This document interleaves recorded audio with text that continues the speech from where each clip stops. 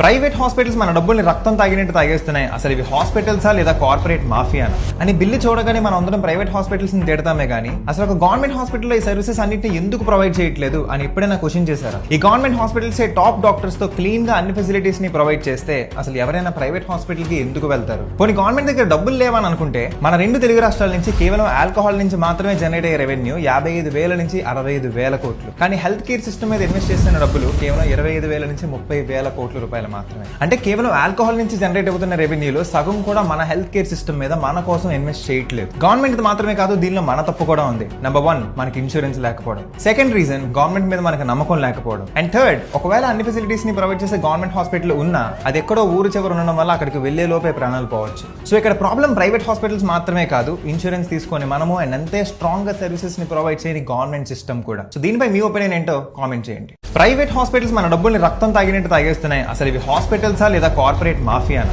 అని బిల్లు చూడగానే మనం అందరం ప్రైవేట్ హాస్పిటల్స్ ని తిడతామే గానీ అసలు ఒక గవర్నమెంట్ హాస్పిటల్లో ఈ సర్వీసెస్ అన్నిటిని ఎందుకు ప్రొవైడ్ చేయట్లేదు అని ఎప్పుడైనా క్వశ్చన్ చేశారా? ఈ గవర్నమెంట్ హాస్పిటల్స్ టాప్ డాక్టర్స్ తో క్లీన్ గా అన్ని ఫెసిలిటీస్ ని ప్రొవైడ్ చేస్తే అసలు ఎవరైనా ప్రైవేట్ హాస్పిటల్ కి ఎందుకు వెళ్తారు? పోనీ గవర్నమెంట్ దగ్గర డబ్బులు లేవని అనుకుంటే మన రెండు తెలుగు రాష్ట్రాల నుంచి కేవలం ఆల్కహాల్ నుంచి మాత్రమే జనరేట్ అయ్యే రెవెన్యూ 55,000 నుంచి 65,000 కోట్లు. కానీ హెల్త్ కేర్ సిస్టమ్ మీద ఇన్వెస్ట్ చేస్తున్న డబ్బులు కేవలం 25,000 నుంచి 30,000 కోట్ల రూపాయలు మాత్రమే. అంటే కేవలం ఆల్కహాల్ నుంచి జనరేట్ అవుతున్న రెవెన్యూలో సగం కూడా మన హెల్త్ కేర్ సిస్టమ్ మీద మన కోసం ఇన్వెస్ట్ చేయట్లేదు. గవర్నమెంట్ మాత్రమే కాదు, దీనిలో మన తప్పు కూడా ఉంది. నెంబర్ 1, మనకి ఇన్సూరెన్స్ లేకపోవడం. సెకండ్ రీజన్, గవర్నమెంట్ మీద మనకు నమ్మకం లేకపోవడం. అండ్ థర్డ్, ఒకవేళ అన్ని ఫెసిలిటీస్ ని ప్రొవైడ్ చేసే గవర్నమెంట్ హాస్పిటల్ ఉన్నా అది ఎక్కడో ఊరు చివరి ఉండడం వల్ల అక్కడికి వెళ్లే లోపే ప్రాణాలు పోవచ్చు. సో ఇక్కడ ప్రాబ్లం ప్రైవేట్ హాస్పిటల్స్ మాత్రమే కాదు, ఇన్సూరెన్స్ తీసుకొని మనము అండ్ అంతే స్ట్రాంగ్ గా సర్వీసెస్ ని ప్రొవైడ్ చేయని గవర్నమెంట్ సిస్టమ్ కూడా. సో దీనిపై మీ ఒపీనియన్ ఏంటో కామెంట్ చేయండి.